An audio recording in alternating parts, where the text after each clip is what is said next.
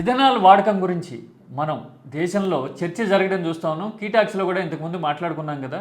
Ethanol ఉంటే కనుక engine parts damage అవుతాయని, తుప్పు పడతాయని, పైగా మైలేజ్ ఎఫిషియన్సీ లేదు ఇథనాల్కి అని, ప్రొడక్షన్ కోసం చాలా ఖర్చు పెట్టాల్సి ఉంటుంది అని రకరకాలు మాట్లాడుతున్నాం కదా. ఇలాంటి టైంలో మారుతి కంపెనీ వ్యాగనార్ని ఇథనాల్ ఫ్రెండ్లీగా తయారు చేసింది.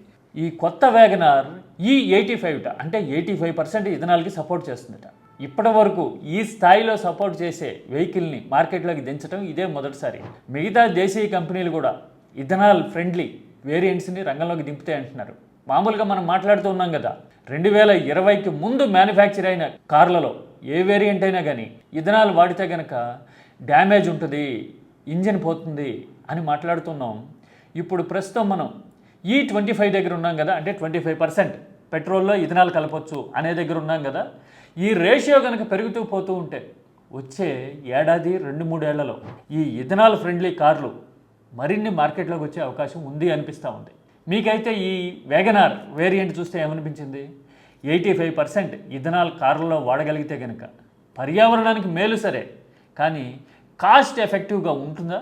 ప్రకృతి వనరుల మీద అంటే మన పంటల మీద తీవ్రంగా ప్రభావం పడే అవకాశం ఉంటుందా? థాట్ఫుల్గా చర్చిద్దాం.